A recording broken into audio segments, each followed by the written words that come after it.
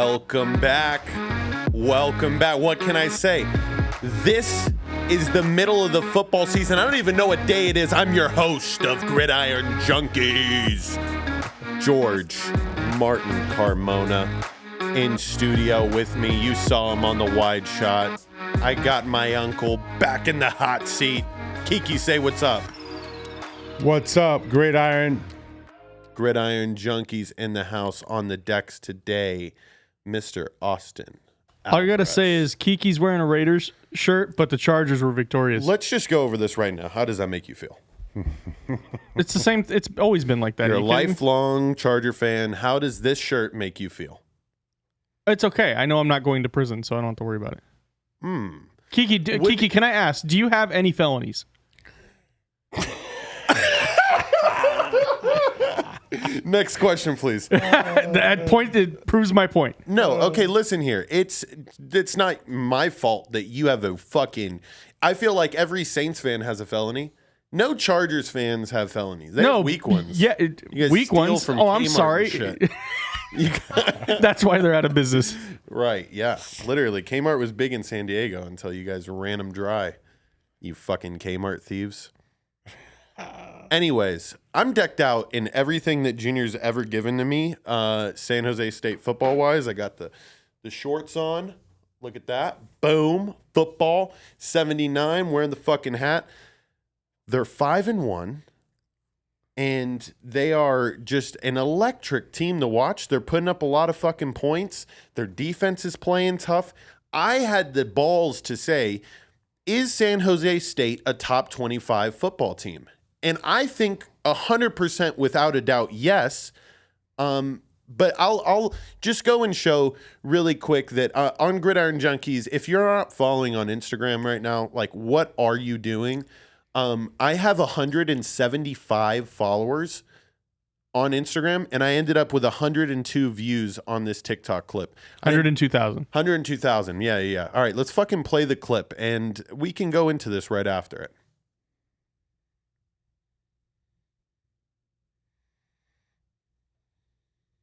W versus We're gonna do that over. They won 40-7. Go. Spartans are a real team. Top 25. Stay tuned for that. I really do think they're a top 25 team.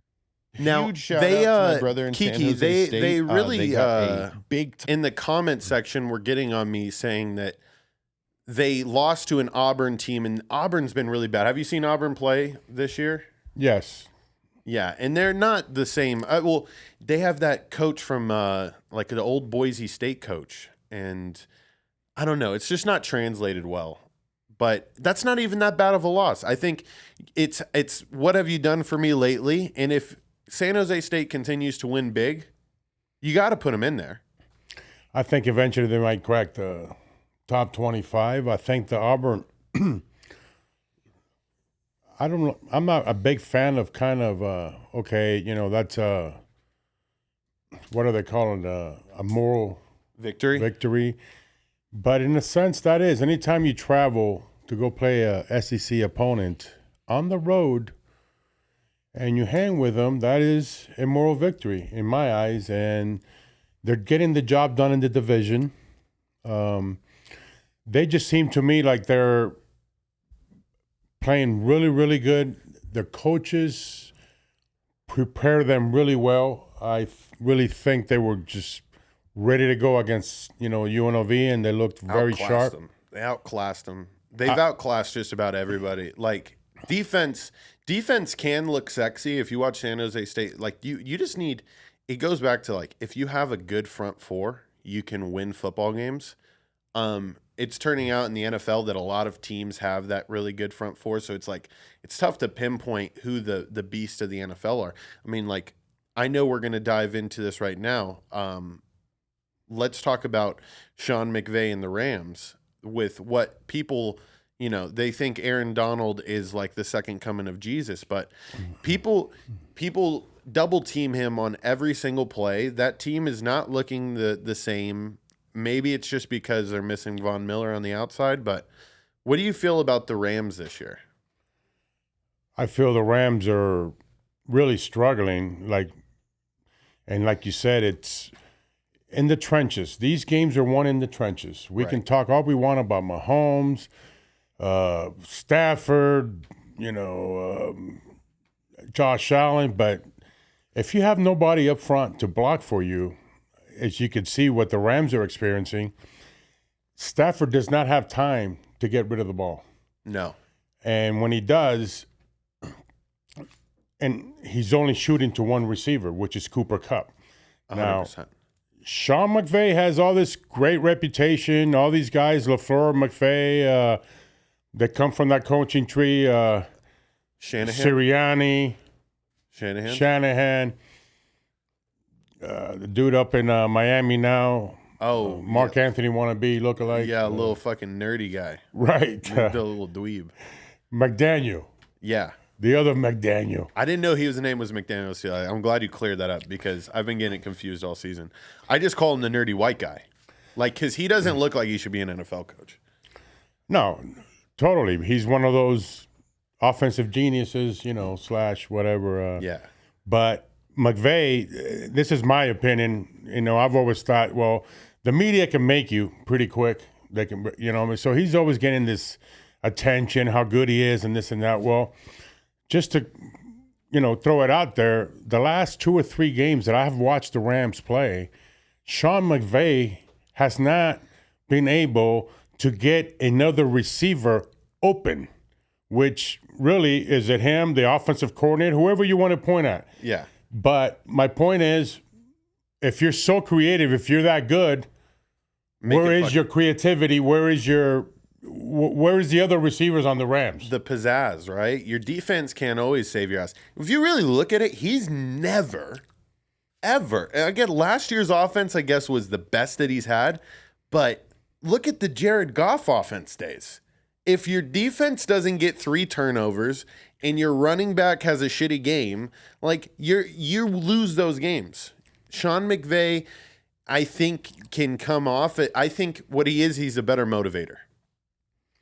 Yeah, he's a like cheerleader. High-paid cheerleader. We have a lot of those in the league. Pete Carroll's one of them. There's quite a few of them.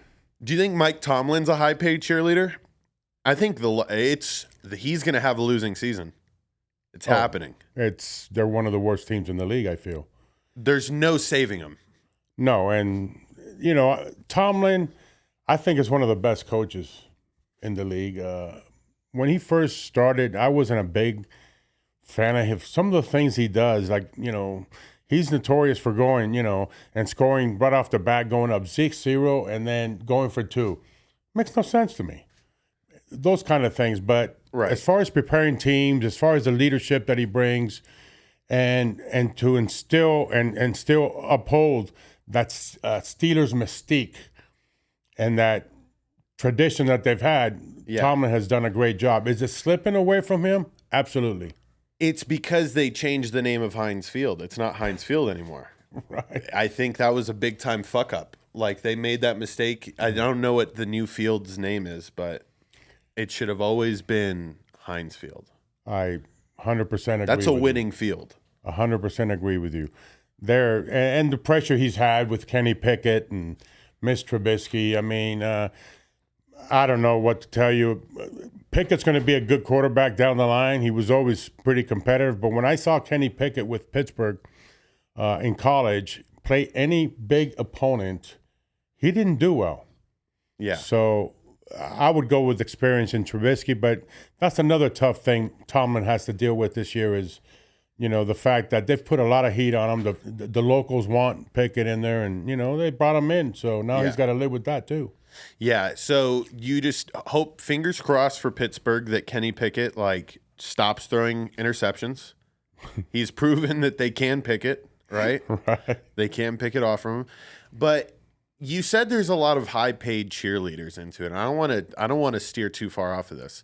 Who else, do you see in these first couple of weeks that's really just sucked? High-paid cheerleader type coach.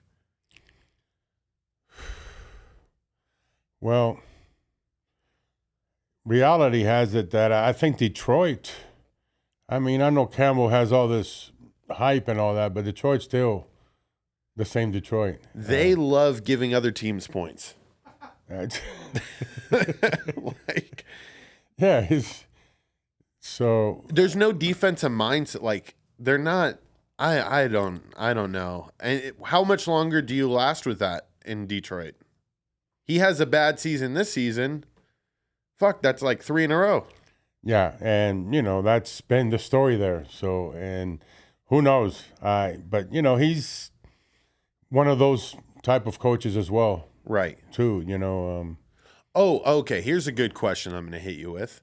Since, like, there's that offensive coach, like, ayahuasca trip that McVay, Shanahan, they all go on, right? Like, they drink the magic mushrooms to see offense or see the defense better, really. Because that's what offensive coordinators do good. They look into the future. Do you think Matt Rule didn't make that trip this year? Because he was probably invited to the, hey, we have like fancy offenses over here. Come take these mushrooms. And then Matt Rule like passed up on it this year and said, I got it on my own this year. And now he's fucking gone. Yeah, Matt Rule, I think, was on the verge of what just happened even, I think, last year. Since he got hired. Yeah. I mean, but he did. I don't understand these coaches that make the leap. The minute you're successful at the college level, and of course they're going to reach out to you, but sometimes the grass is not always green on the other side, and now Rule has to, what is he going to do? Is he going to go back to college? Is he going to stick around and be a coordinator somewhere or whatever? But he's definitely proved that he's not, capable of running an NFL team. So no. Yeah, he definitely missed out on that, on that potion. trip. Yeah, no, it's very similar to we have a breaking news clip here. So Daniel Jones' bloody hand is causing some wardrobe problems for his center. Oh shit, did you see this? That is hilarious right there. Shout out to the producer Austin for pulling that up. Feliciano looks like he's on his period. That's a good break in action right there. That's perfect. I have somebody calling me from Palm Springs, California. You are live on a podcast. I'm not trying to be. Is this George? Yes, I am recording a podcast currently. Oh, it's Joe Rico. Just give me a call back. Joe. Oh, okay. I got you. Oh, Joe. Wow. It's a pleasure that you called, man. Okay. Yeah. I will call you after this. Well, that's going to be a future guest of the show. How fitting. Are you sure? He says he doesn't want to be on the show. He said he doesn't want to, but he has his own show. So I'm doing a little cross collaboration. He runs Franchise LV out here. It's like they cover a lot of the high school games and stuff. They've been doing podcasts after the game. I really like a lot of their stuff that they do. So I'm going to bring them in here, see what they can do. Kiki, your Raiders. We can now talk about the Monday Night Football fiasco. The Raiders go up 17-0, and then they just turn off the batteries.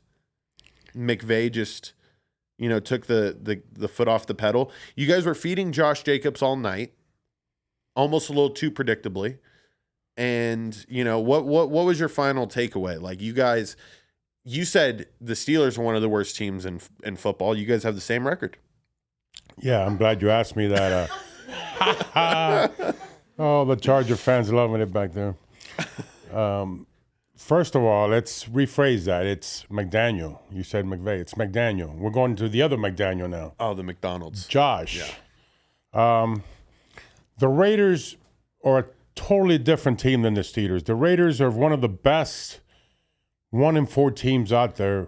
And I'm going to say this and hope to be coming back on just weeks say from it. Now. They will probably make the playoffs at even 9-8. They will probably make the playoffs. The Raiders' soft part of the schedule is coming up. And in the NFL, there is no such thing as a soft part of the schedule. Let me, kind of, if you've been watching the NFL, you know what I'm talking about. Every team can beat any team on a given Sunday. Especially when you're not ready. But,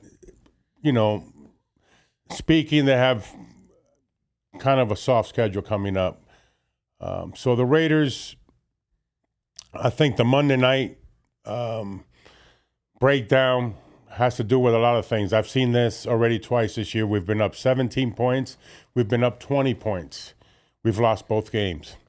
I think Josh Jacobs is one of the best running backs out there. And it also proves the point when these guys are due in their final year of their contract, they just run a little bit harder. They love that money. They love that new contract. And Josh is up for a new contract. So Jacobs is running his ass off. Right. And rightfully so. I think Darren Waller is a key here. I haven't seen Waller do anything this year. And he did sit out to get a little bit more money, a lot more money. So earn it. God damn it, earn it. Give me my fantasy points, God damn it. Right? He's fucking just chilling off the perks on the fucking sideline right now, bro. Big he time. Looked blasted last week. Whatever the fuck Darren Waller's on pain med wise, I want it. Right? And then, so I didn't even see the dude get hurt. All of a sudden, he pulled a hammy, and then he's in street clothes. No, he stole your money.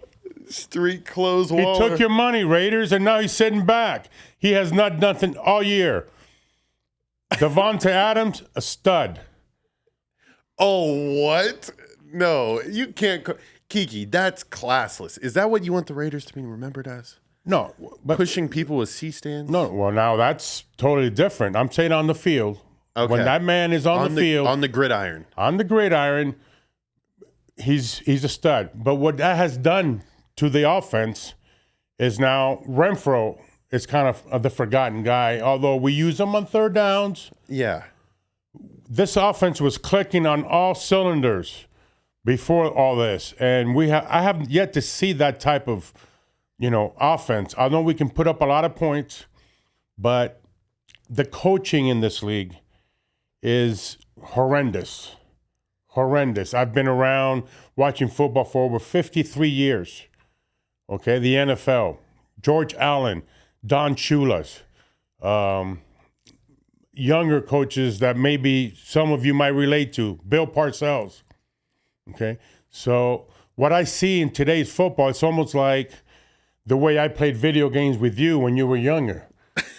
It's like Fucking 4th and 7. Let's shoot it. Let's try. No. You have to use. I have a friend who would play Madden online. All he would do is field goal block on defense. You can make it work. Oh, he would, dude. You would have people doing 3rd and 47 just from sacking him. I've never punted in the game, but but here's and a lot of, because I listen to the talk radio right after the Raider games and everything, and I really want to get on there, but everybody thought that the decision for going for 2 when we scored a touchdown instead of tying the game to go up for 2 to win or go ahead of the game was a good decision. I disagree 100%. Why? You're playing the Kansas City Chiefs on the road. You still had over 3.5 minutes to go. You kick the extra point, you tie the game, now you're forcing them. Somebody has to score. So the Raiders radio personnel and everybody, this and that, it was a good decision because they got the ball back. Let me talk about them getting the ball back. When Kansas City drove that last drive, they were trying to kill the clock. Obviously. Had the Raiders scored that 2-point conversion, Kansas City would have came back on that sorry-ass defense and scored immediately down the field. Now, when they say we got the ball back, it's because KC tried to milk the clock. When they got to midfield and became 4th and 3, they have a good enough defense to, punt the ball away.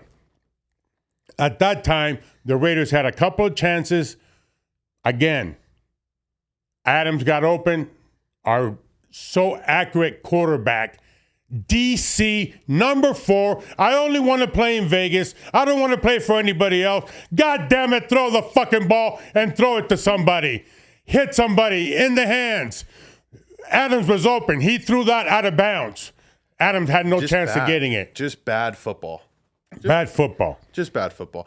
What? So if you're and you didn't even cover the route in which Devontae Adams fucking is running a post, Hunter Renfro's running a corner. They're doing like a scissors action, and Hunter Renfro just fucking depletes Devontae Adams. Yes. On a crucial play. That's a shot play. Those are the kind of plays. So for those of you who don't really know game planning in football, there's only about 4 to 7 of those plays that you have in your pocket a game that you're like, if this play is executed perfectly, they're going to be wide open and we're going to get like 40 yards. You only have a handful of them. Big time play and then just not enough spacing. I don't know. Was it what happens there between those two receivers to collide like that? Well, I'll tell you exactly what happened, but let me backtrack just one play before that one on 3rd and 1. We mentioned right when we started talking about the Raiders how dominant Josh Jacobs has been. How you good, run the ball. How good the O-line have played. 3rd and 1, the first thing you have to do there is secure a first down. And then you have 3 more shots. Actually, you secure the first down, you're going to yes, you spike it. Spike it, and then you're going to get 2 downs to get 10 more yards because we have one of the best kicking games in the league. And that's what, kicking games are a very important thing. So that's on 3rd and 1. That's to show you what these coaches are doing or not doing. Stupid as fuck. It's so stupid.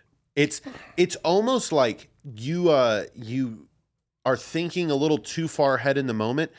Even if, right, there's been so many moments where, let's say you do get that big time pass play, but you get tackled in bounds, you get your fat ass fucking lineman running slow, the ball fumbles from the referee, now you're snapping the ball and you have like 2 seconds maybe, right?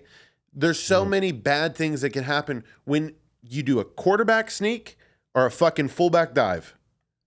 Like absolutely. 3rd down.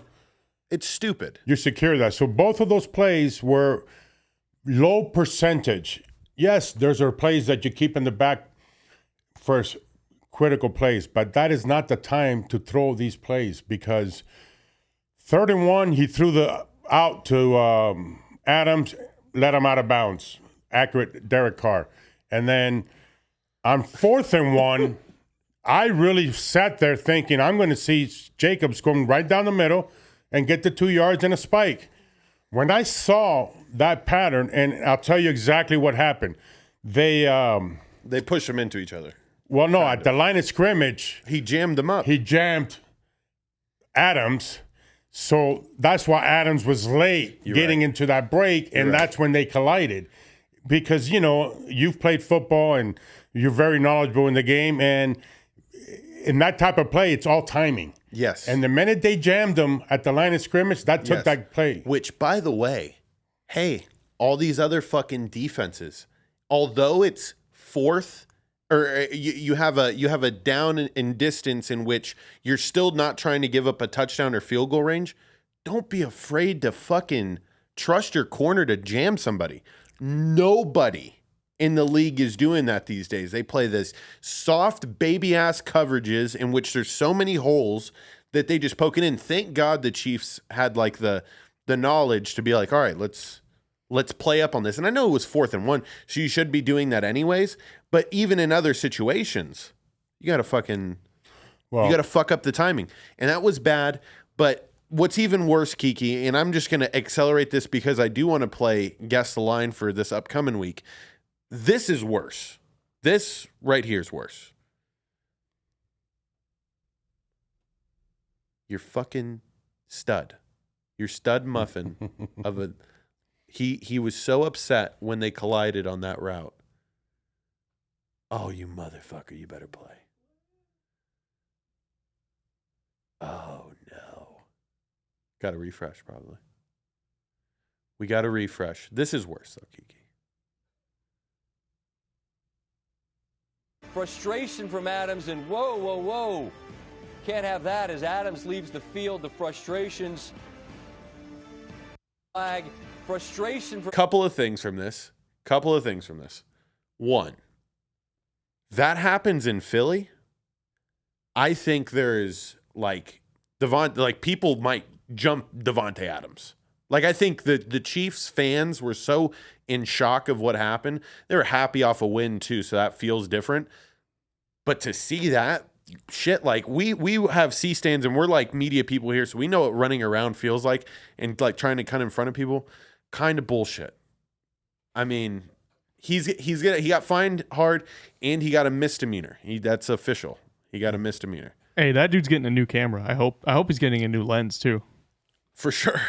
Yeah, there's no place for that type of action. I see it too often with these athletes that think they're invisible for some reason, especially the Raiders. The Raiders have a reputation of this shit. Last year, I think half the team got arrested. I will say the Chargers true. are the only team that does not have a felony charge in the last, 10 years.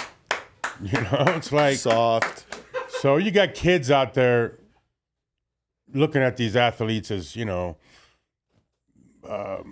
heroes to them. They look up to these guys. And anytime you see that type of action, then your 12-year-old goes out to a Pop Warner game and shoves somebody or throws his helmet.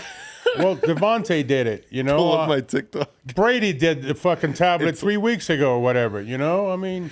No, yeah. These people, I mean, I think there's celebrations and stuff too that like should also be stopped a little bit, because then it gives like these Pop Warner kids like this fucking false sense of reality. We just pulled up TikTok right now, and the first thing that comes up is like a Gigantor monkey man. Share that. Share that on the screen. Who the fuck are these? Look, parece un mono. Where's the bananas? Bananas. It's on Mr. George Carmona's page. But there's this fucking touchdown celebration that I got to show you, Kiki. Yeah. So It's no, hilarious. it's this guy's. If you did it, he did it, I did it, we'd be fired, man. When are these guys gonna pay a price? They never do. To me, it's like you do something like that, gone. But money talks, bullshit walks. Right. The guy brings millions of dollars to the league. Right.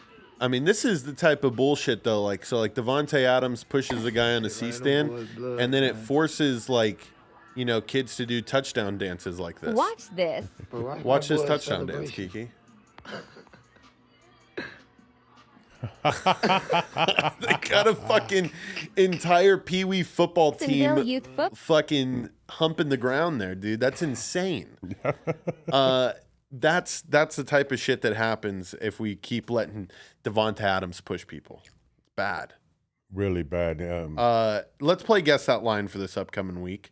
I'm just going to fire off the game, and you're going to guess a line for me. We're going to start off with we're back to bad Thursday night football games. It's fun. Let's see what Amazon Prime fucking does with the Commanders versus the Bears. Has he had a heart attack yet? Sorry, I have to ask. Is Al Michaels still fucking doing it? He has not had a heart attack. God damn. All right, what do I got to do? How do you give somebody a heart attack? Send him really bad news. Photoshop him like a really embarrassing photo and just be like, I'm going to leak it. Is this you and my mom, Al Michaels? Getting pegged by my mom? Okay, so Kiki, Washington Commanders at the Chicago Bears. What do you think the line is at right now? Jeez, that's our Thursday night game? Yeah. I want to say it was Commanders 1.5. It is even. It is a pick 'em right now at the moment. Rightfully so, though. I think the Commanders are horrible, and I think they will continue to be horrible. They need to go with Taylor Heineke. And I don't know how long it's going to take for them to realize that Carson Wentz isn't fitting right now. Taylor Heineke led them to a fucking playoff berth last year. Has a lot of heart. Heineke has a lot of heart, plays hard. Wentz sucks. When are they going to figure this out? I have no clue. So then we're going to move in chronological order to the next one. So unless we're directly on, I'm not going to give you a win for it. But you said Commanders -1. Next game is 49ers at the Falcons. Mercedes-Benz Superdome. Marcus Mariota. Yeah. The Dirty Birds. Shanahan It's coming funny into because town. I look at these things every Monday, and I didn't pick up my sheet this week. But I want to say between 4 and 6, 49ers. You are between 4 and 6. You got to pick 6. San Francisco -5.5. I'll give you that. If you're within the half, I'll give it to you. Okay, so we're one for one there. I think the 49ers. But this is a game where the Falcons, and we didn't get a chance to touch on Arthur Smith, but he's been letting his team down in some spots here. They really don't. They are relying on Marcus Mariota to be like Lamar Jackson, and he's not. And he's just all over the place. Yeah. Mariota's needs Kelly and that Oregon offense that was so good for him in order to him. Mariota, he's a runner. He's not really a thrower. No, he's not. I don't think he's a threat at all. I'd like to see the backup from Cincinnati eventually get a chance there. And as far as Arthur, I will throw this at you, that Falcons are very good at close games. So they're always getting points. And I'm just got the feeling that Arthur's suitcase is just filling up every week, because this last week when they played the Buccaneers, they were down 21-0. And then they decide to start playing in the fourth quarter, which is, vintage Atlanta. That's what they do. They cover the point spread. So he's very happy. He is swimming in money out there in Atlanta. He's making it rain on those strippers out there in those Atlanta strip clubs. Next game, Patriots at the Browns. This one shocks me.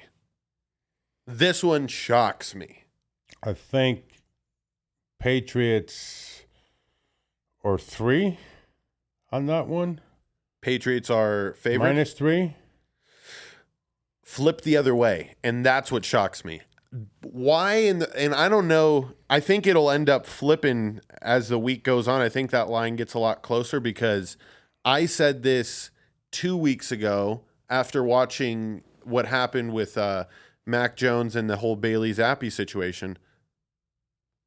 Bill Belichick covers the fucking spread. Yes. He might also be a fucking suitcase coach, but he does it in a way where they control these games. Bill Belichick is so good at figuring out what your weaknesses are, how to build first downs. If you know it's a bad one, if Bill Belichick's getting 3 and outs, the game plan isn't really fitting and working this week. But I mean, after shutting out the Lions, I don't think the Browns are like Jacoby Brissett's not a threat. No. If the running game isn't on for the Browns, it's over. And they also are a team similar to the Lions that likes to let up a lot of points. So I love the Patriots here. Yeah, getting points. I agree with you. I think Stefanski's another one of those, not a cheerleader per se, but another terrible coach. Right. So next line we got is the Jets versus the Packers. Jets at the Packers. Jets shocking a lot of people last week, fucking torching the Dolphins. Yeah, with a backup quarterback, but they were ready to play, and plus they have Wilson back. I think the Packers got to be at least 10-point favorites in that one. That's funny you say that. The Packers are 7-point favorites. So I don't know. Do they know something that we don't know? I think the Packers team, though, is due for one of those statement type wins. It's tough coming back or playing the London game and everything that happened this past week, but I don't know. There's something about having an MVP on your team. It's like when Lamar Jackson's on the field too, where you're just like, they're going to be in the game. Even if it's a really bad game, they still have a chance. But 10, really? You don't like the Jets at all? Plus the 7?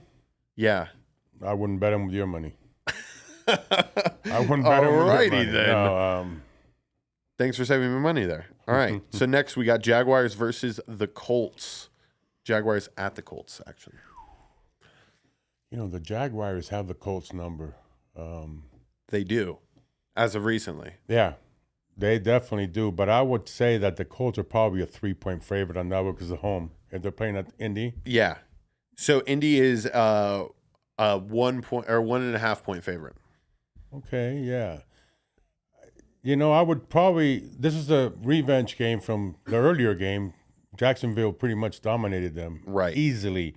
So I'd have to come back with the Colts on this one. Yeah, tough to beat a team back to back like that, and Revision. it's. But here's the thing: I think Matt Ryan is washed, and I think I'm going to do a little backdoor research here on this roster of the Colts because I don't even know who their backup quarterback is. Sam Ehlinger. Ehlinger's tough. He's from Texas. He played at with the Longhorns. They also have Nick Foles, believe it or not. Fucking Super Bowl winning quarterback. How do you think that makes Matt Ryan feel? Like Matt Ryan's like, fuck you. All right, like I should have had one. Oh, totally. Well, that's on Shanahan. Totally. But I've always been Matty Ice fan. I think he's one of the, best quarterbacks to play out there, but the ice has melted. It's official. It's official. Yes. I think they need to make the switch up. And I think it's going to happen after this week. I love the Jaguars in that game. Moving on to the Vikings taking on the Dolphins. Vikings traveling down to Miami. Backup quarterback still. I was hearing rumors that people at the Miami Dolphins game, every time that they saw, or every Jets fan to a Miami's Dolphins fan was throwing up like the Tua, like the... Like they were like as anybody in a Tua jersey, they were just walking by and they were. That doctor got fired, by the way. Yeah. Oh, yeah. I hope so. Jesus. That cleared him to go back into the game 3 weeks There's ago. been Whatever. so many funny Go videos. Yeah, no, he's cleared. Yeah, no. So, we're gonna write up his back injury. I would say Minnesota probably 2-point favorite. Minnesota 3.5-point favorites. The Vikings are 4-1. They are one of the worst 4-1 teams out there. I'm not a fan at all. But I need somebody to challenge Aaron Rodgers in that division, like to have some sort of excitement later on in the year. It's always a fun game to watch. The Vikings taking on the Packers for like meaningful implications. It always happens. But 3.5-point favorites. Now, if the Dolphins switch to Teddy Bridgewater here this week, I think that line shifts a little bit. I would agree with you. Bridgewater played pretty well against the one he came in with on the Monday night or the Sunday night game against Cincinnati. Yeah. He played really well, I thought. Yeah, same. I didn't see the reason as to go with the other quarterback. Minnesota will be just fine as long as they don't play a primetime game. Because Kirk Cousins cannot win. This is not in prime time, so thank God. Game. This is a morning. Minnesota will be okay. They have a running game. Right. They have a pretty good O-line. I think Miami struggles without Tua. Done. Dolphins slice and dice once again. Moving on to my team now. The Bengals traveling to the Saints. Yes, I like that matchup. I think Saints are 1. No, the Bengals are 1.5-point favorites. Okay. Yeah, so the Bengals traveling in. This is a battle of two. This is like one of those matchups where you're like the records don't indicate how good these teams are. Both teams are 2-3. Yes, being that it's out of the division and that the Saints, I think, are starting to click a little bit. They got Kamara back last week. Big. Who dat, baby? Who dat? Who dat versus who day. That's right. Yeah, who dat versus who day. They always they go back and forth with that shit, but it's in the dome, it's an afternoon game. Ooh, I think it's going to be Saints all day. They're looking can we just talk? Well, I've said it already. I mean, Taysom Hill, did we just, have we been cryogenically freezing him and then we just pulled him out, thawed him out, and we're like, all right, here you go. 3 fucking touchdowns. We need to use him more. What an athlete, man. Moving on to the Ravens at the Giants. This is a big time game, and I agree with the line 100%. Ravens at Giants. I would think the Ravens would have to be the favorite. I would say with the numbers you've given me so far, probably 3 and a hook. Nah, they are 6-point favorites. Ravens? So they are, the fucking sports book is not believing whatsoever. On the G-Men. On the G-Men. No, they don't give a fuck. I think this is a very accurate line, though. I think this is, the Ravens have been putting up a lot of points all year, but they've been, tough competition. They've been also getting scored on a lot. I am finally waiting for like a Lamar Jackson, like 40 to 7 win, where he goes off for 250 passing yards and like 150 rushing yards. It's going to happen. And I don't even have him on fantasy, but he's due for one of those games this year. And why not this week? Yeah, Lamar is definitely doing. Why not? You're right. But their secondary really struggles. They have certain pieces that are good. As a unit, they aren't working really well together. But they have my favorite linebacker, I think one of the best up-and-coming linebackers, Patrick Queen. He is a hybrid of, he can cover anybody man-to-man, any running backs. He blitzes very, very well. But, whenever you have speed like that, he's a fucking cat. So, for sure, one of my favorite parts of that defense, but we're going to move on to the next game. Buccaneers at the Steelers. Whew.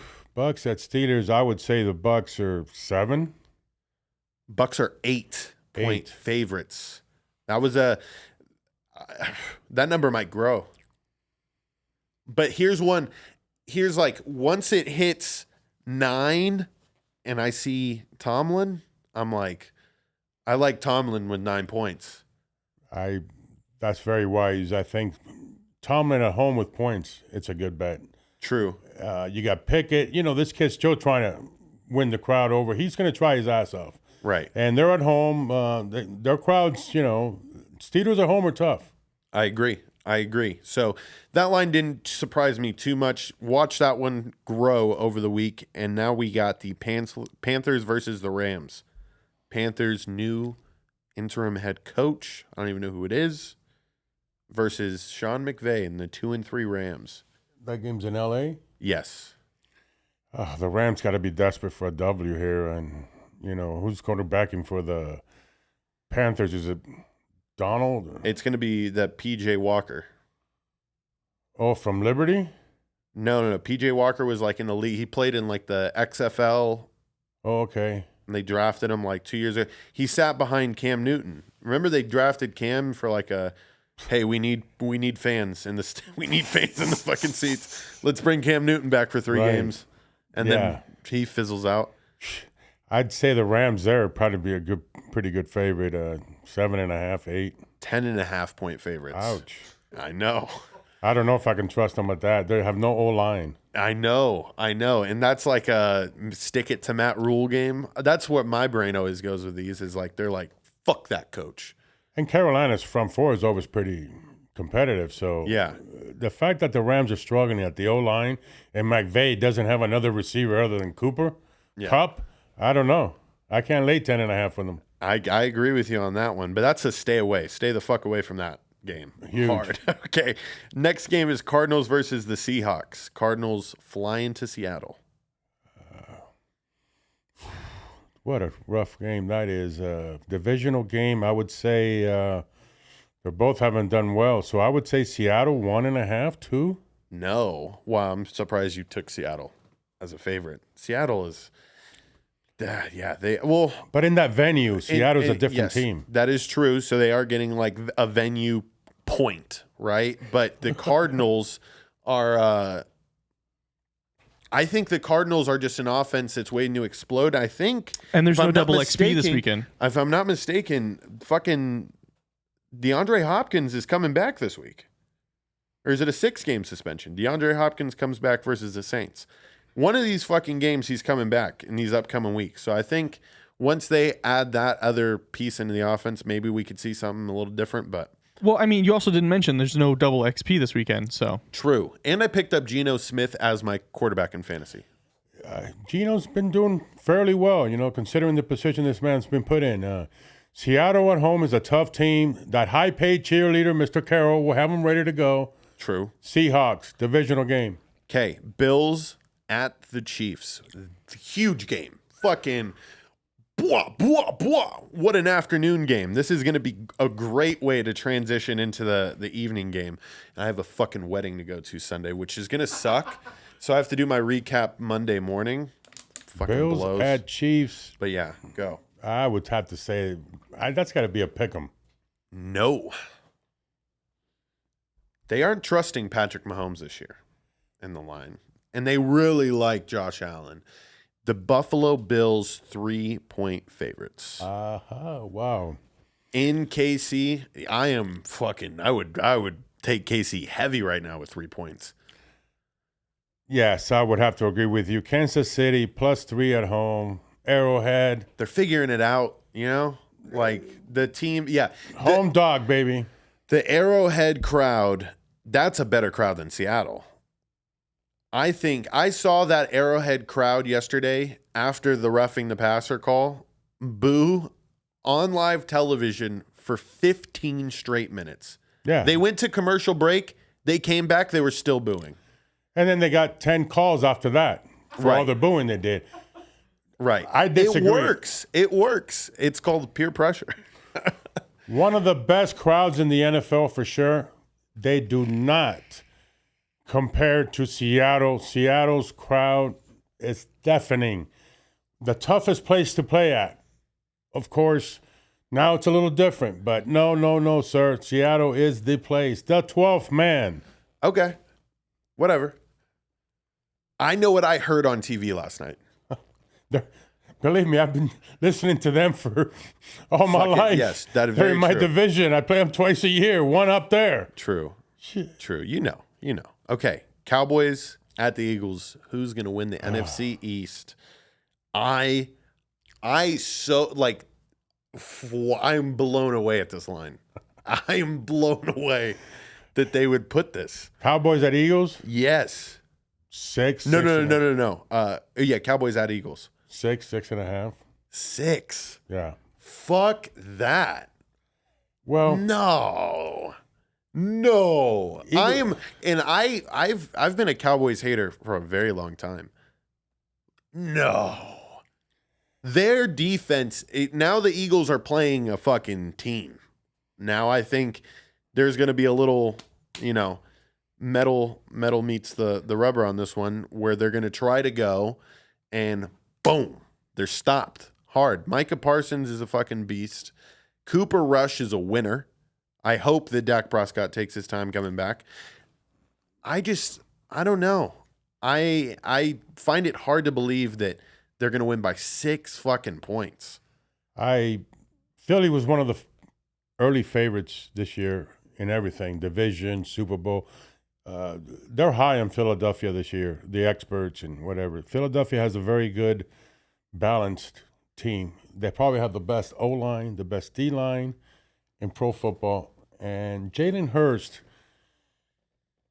is a stud. Jalen Hurst has taken it upon himself to dedicate to whatever weaknesses he's had and to make sure that he is in tip-top shape and does his job to the best that he can possibly do with his ability.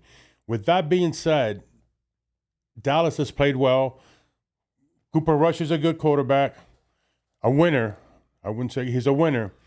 I think they want to get Dak in for this game, and I would think that would be a mistake. But being that it's a divisional game, these teams know each other. Right. They know each other really well. So they play each other close. So what Dallas did last week against the Rams, and that's another thing about the NFL, forget what happened last week. Week to week, you're going to be surprised. If you go on what happened last week, you will be dead broke. I promise you. So what Dallas will experience up in Financial Field in Philadelphia, it's completely different than what they just experienced over here. Philly has a stud O-line. Parsons, good luck next week. Last game, Monday Night Football game. You've done rather well. I would say you've been like close. I would say you're right around 40%. Broncos at the Chargers. Broncos country. Let's ride. Fucking wake me up when it's next week already. This is going to be Well, it's one of those games where, like Kirk Herbstreit said, like, this is so good, it's almost bad. Right? Yeah. I would have to say 4.5. Chargers, 5. Chargers 5. Oh, that was Nailed it. on for the money right Nailed there. it. To close it off, yeah, no, that's a bad Broncos team that I don't ever really think that they're going to be able to I don't think that the Broncos will figure it out till about week 9, and it's going to be like, who gives a fuck? Russell Wilson's going to be like, guys, I threw 100 yards. I'm like, fuck you, dude. What do you mean? We're 2 and... They're going to get booed the remainder of the year. When Nathaniel Hackett exits the Broncos facilities, that's when they'll figure it out. Right. Because Horrible. he's bad. We have another asset that my engineer wants to show us right here. We have Troy Aikman and Patrick Mahomes. Through 68 games, Patrick Mahomes has thrown 166 passing touchdowns.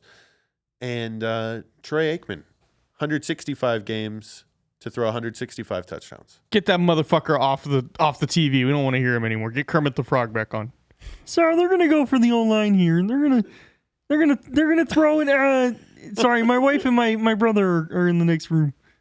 And that was my producer Austin impersonating Patrick Mahomes. That was pretty good. That was a good Patrick Mahomes there. Patrick Mahomes. I hate Patrick. I've perfected that because all I do is shit talk him. Hey, I can't even do a Kermit. The back best there. meme still to this day is when Kansas City beat us last year, and then somebody made a fake tweet as Justin Herbert, and it was like, "Hey, I may have lost, but at least I'm not married to her. So who really lost here?" So, Kiki, any last things that you want to leave the people with? I just want to say that thanks for having me on the show, Of course, first of all, and one of the fastest growing football shows in all of the world. Yeah, for sure. say it. And for those of you that are betting individuals out there, remember, last week means nothing. It's a new week, and best of luck to all of you. We have to beat the point spread, the referees, and the stupid coaches going on 4th down all the time. Have a great day, everybody. From Yes. Gridiron Junkeez, Yes. Kiki Cassie's here. Kiki's here. George is here. We're fucking Gridiron Junkies to the max. The support has been immense, people. I really do want to keep this page growing. We're at like 2,300 something subs. Let's get to 3,000 subs. That's the next milestone marker, and then let's hit 10K on TikTok. And then you saw the Instagram earlier. I got 102,000 views on an Instagram reel yesterday, which means awesome. I should have thousands of followers, but I don't, Kiki. I have 175 followers right now. So go follow Gridiron Junkeez on all social media platforms, especially Instagram, and that's it. Mr. George Carmona is my socials across all platforms as well. It's been a pleasure, and I will see you back sometime later this week.